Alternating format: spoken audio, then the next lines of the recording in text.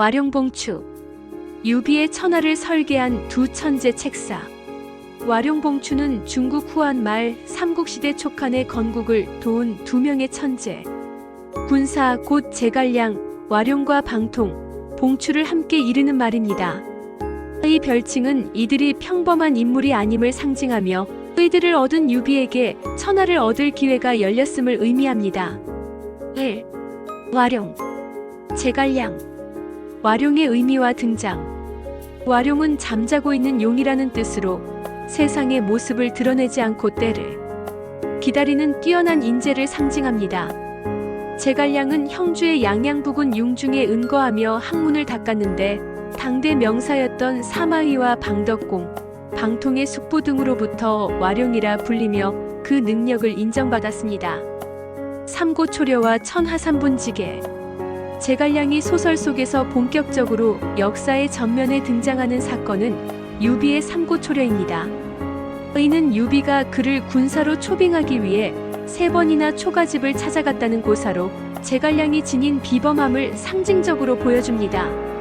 유비의 간절한 청에 응한 제갈량은 즉시 천하삼분지계라는 대전략을 제시합니다.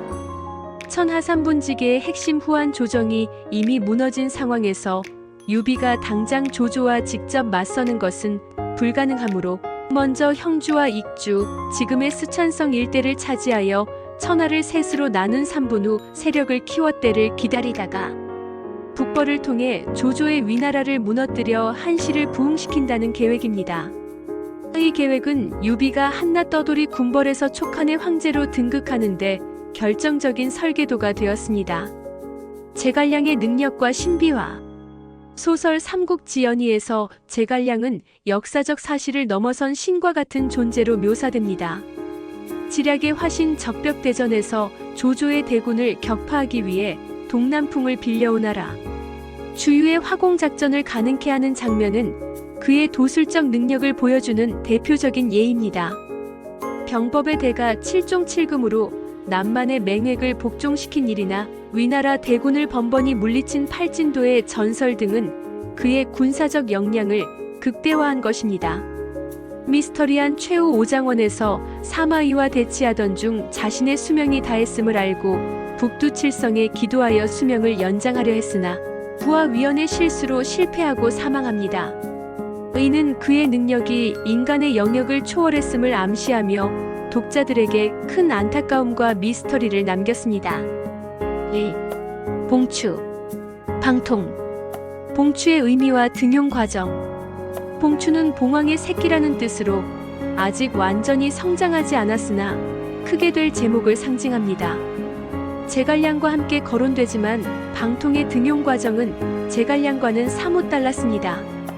외모의 핸디캡 소설 속에서 방통은 용모가 추한 것으로 묘사되어 유비가 처음에는 그의 진가를 알아보지 못하고 그를 작은 현의 관리인 뇌양현령으로 보냈습니다. 실력 발휘와 인정 방통은 부임 후 한 달 동안 업무를 제대로 보지 않고 있다가 유비가 문책하자 하루 만에 쌓여있던 모든 서류를 완벽하게 처리하는 놀라운 실력을 보여주었습니다. 유비는 그제야 그의 능력을 인정하고 자신의 군사 중랑장으로 삼게 됩니다. 이 일화는 사람을 외모로 판단해서는 안 된다는 교훈을 담고 있습니다. 익주정벌의 선봉장. 방통은 제갈량과 함께 유비의 익주정벌 계획을 주도했습니다. 특히 익주를 다스리던 유장을 속여 공격할 3가지 계책을 제시하며 속전속결을 주장했습니다. 상책 병력을 몰래 이끌고 유장의 수도인 성도를 기습하여 단숨에 익주를 취하는 계책, 중책 익주의 명장을 거짓으로 잡아 죽이고 그 기세를 몰아 공격하는 계책, 하책 천천히 물러나는 척하며 기회를 엿보는 계책. 유비는 3가지 중 중간 계책을 택하여 실행에 옮겼고 방통은 이익주 정벌의 선봉에서 활약하며 뛰어난 전략적 통찰력과 과감한 실행력을 입증했습니다. 낙봉파의 미스터리한 최후. 방통의 삶에서 가장 큰 미스터리는 그의 허무하고도 상징적인 죽음입니다. 익주 정벌 도중 방통은 유비에게 앞서 달려나갈 것을 자청했고 장임이 매복하고 있던 낙봉파라는 곳을 지나게 됩니다.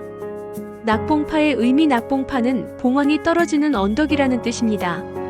소설 속에서 제갈량은 방통의 길을 점치고 불길함을 경고하며 유비에게 돌아올 것을 권유했지만 방통은 자신의 능력을 과신하거나 혹은 제갈량에 대한 경쟁심으로 이를 무시하고 계속 나아갑니다. 봉추의 전사 낙봉파에서 매복한 장임의 화살에 맞아 쓰러지는 그의 최후는 봉추라는 별명과 겹쳐져 더욱 비극적이고 상징적으로 다가옵니다.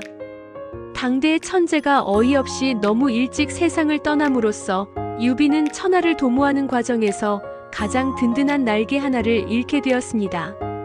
3. 와룡봉추, 그들의 대비와 조화.